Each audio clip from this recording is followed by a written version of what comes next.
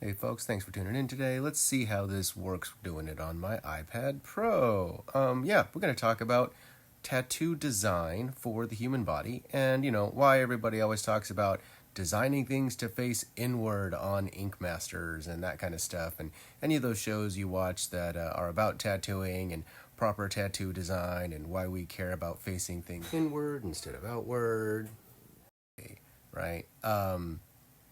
It's just kind of one of those flow things that helps with the shape of the body and where you're drawing attention to and how the shapes are pushing and pulling the shadow work on the body itself, right?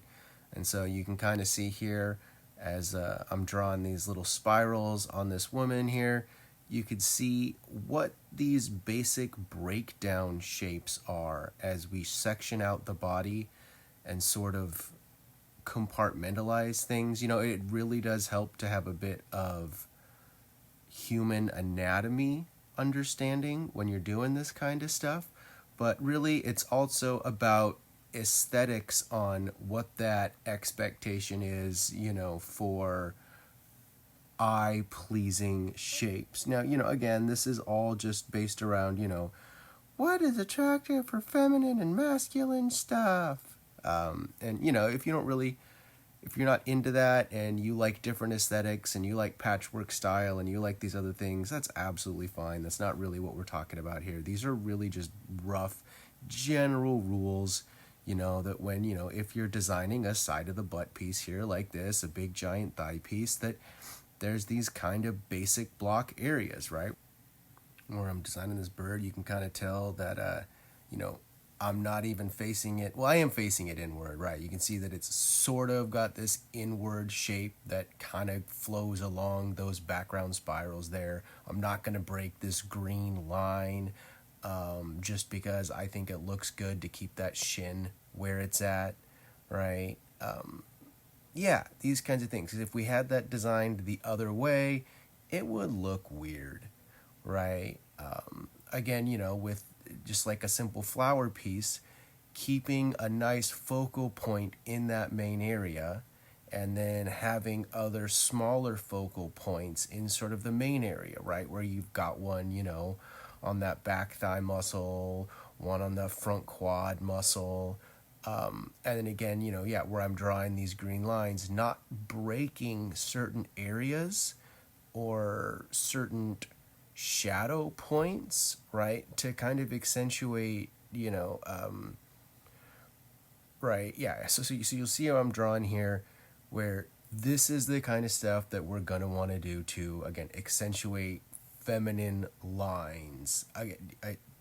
Basic rules here, right? Obviously, these are not hard and fast rules. These are just why people are talking about this kind of stuff. Because if you go in this opposite direction here, what you're doing is you're actually shrinking the hips and expanding the thighs, right? Whereas if we go the other way around with our shadow language, we're expanding the hips and shrinking the thighs. And then again, it gets us to shrink the waist again and keep a really nice flowy pattern for the tattoos, right? For the shadows that we're casting on the body, right? And again, this is just, understanding a little bit of anatomy or maybe a lot of anatomy, not any of the names of any of the muscle groups or anything, because obviously I don't know that.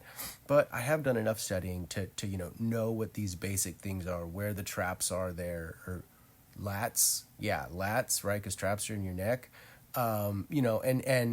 and then understanding, where an underboob tattoo would go and where some of these other things, just why we would accentuate things, where we would accentuate them, and how to kind of pull apart the human body, right?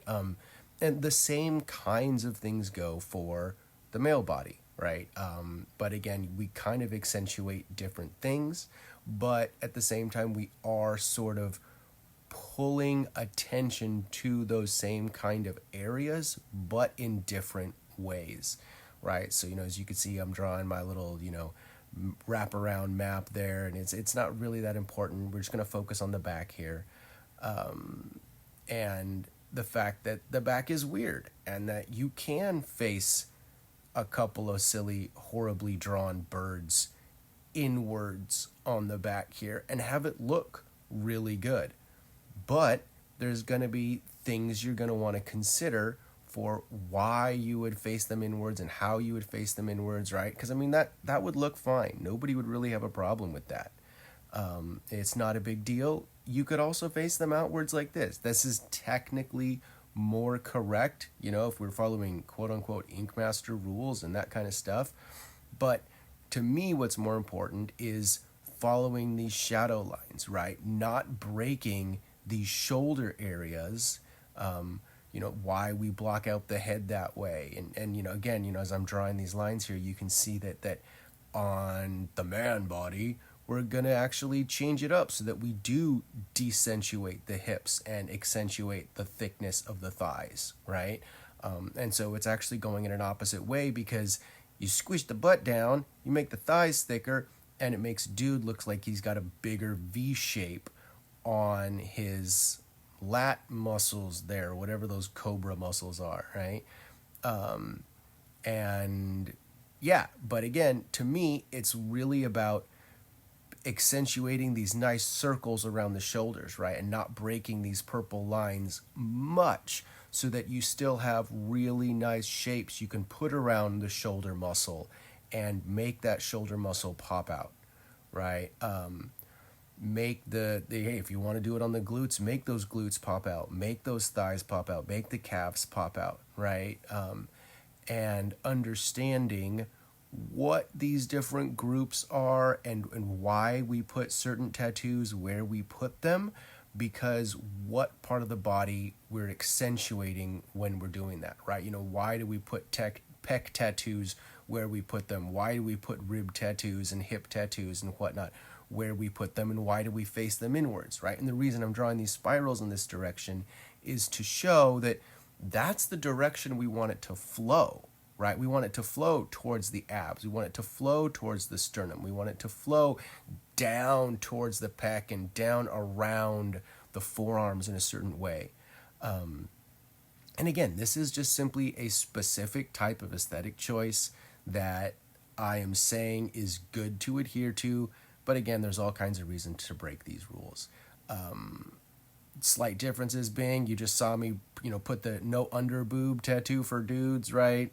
Not hard and fast rules, but we kind of like those Yakuza style tattoos. We want to have that gap in the middle of that chest there, right? To focus on the sternum, to focus on the center of the throat where the Adam's apple is, and have these really cool lines that accentuate the V shape on the front of a dude, right? And that's just the way we like to do it.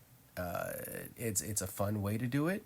It's an interesting style, and it's not something you have to adhere to, but yeah, learn a little bit of shape language, understand how the human body works, and see if that's an aesthetic that works for you and your tattoo design for larger pieces. That's it, folks.